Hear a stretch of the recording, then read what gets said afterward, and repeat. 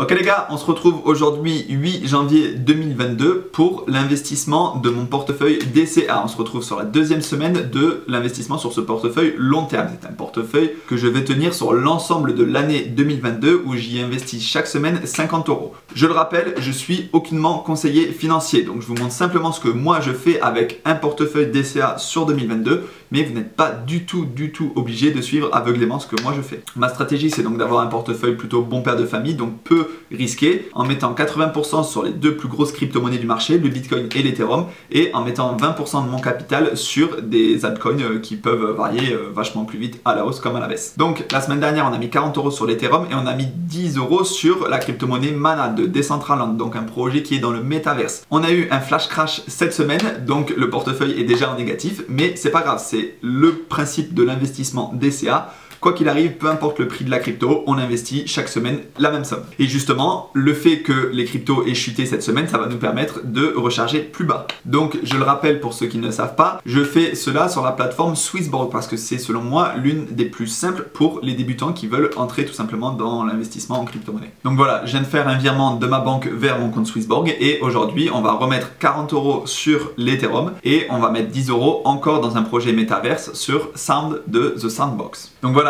la première transaction vient de passer en moins d'un dixième de seconde avec 39 centimes de frais et je viens de mettre donc 40 € sur l'Ethereum. L'Ethereum qui aujourd'hui le 8 janvier 2022 est à 2813 €. Ça me fait donc 0,01 Ethereum. Deuxième transaction, je viens de passer mes 10 € sur le projet Sound en moins d'une demi-seconde avec 10 centimes de frais. Donc aujourd'hui encore 8 janvier 2022, le projet Sound est à 4,31 €. Ça me fait donc 2,3 Sound. Ce qui me fait donc aujourd'hui, deuxième semaine, un total investi de 80 € sur l'Ethereum, 10 € sur Mana et 10 € sur Sound. Alors dernière petite chose, on va essayer de rentabiliser au mieux l'argent qu'on a déposé sur Swissborg. On va donc utiliser la fonctionnalité Yield sur Swissborg. Quand tu vas dans la marketplace, donc avec la liste des cryptos, tu vois que certaines cryptos ont un certain pourcentage de rentabilité. Donc évidemment, le pourcentage le plus élevé est sur le CHSB, c'est le token de Swissborg.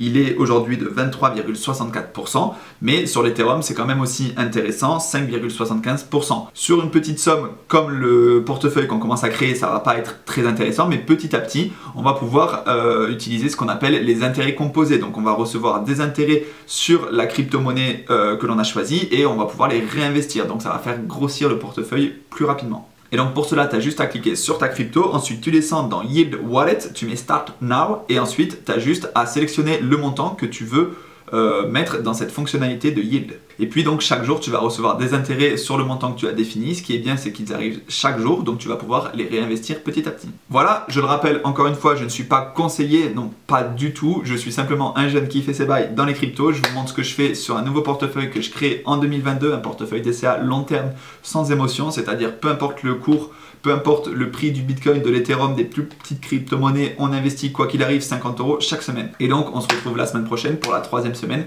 de ce portefeuille DCA. D'ici là, je vous dis ciao!